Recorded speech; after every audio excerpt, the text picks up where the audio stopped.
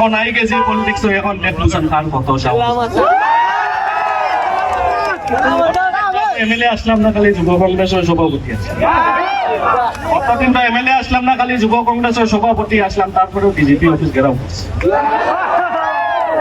কতদিন তো প্রটেস্ট করছি ফ্রি প্রটেস্ট করছি এখন প্রটেস্ট করবার লিখে তো পাবলিকে আমার স্যালারি আর পাবলিকের স্যালারি যেহেতু আমি লইব এইটার একটা পয়সার হিসাবও আমি দিব এটা লাগবে না পাবলিকে যেহেতু আমার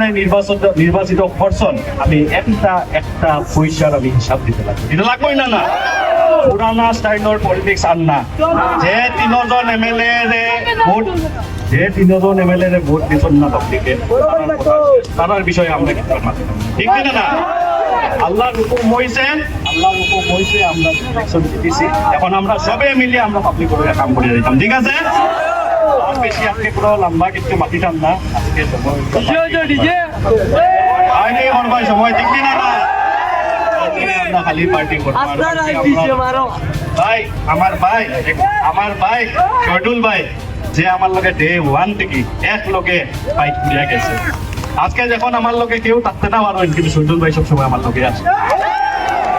কেউ শহীদুল ভাইয়ের কথা আমার আইয়া বহুত কথা কইলা যে তারে সরাইব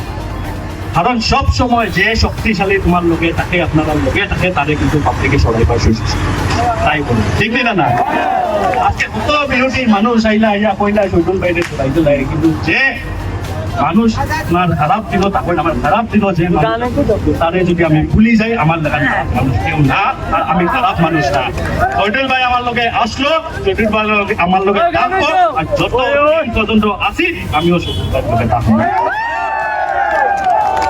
বাকি আর বেশি লম্বা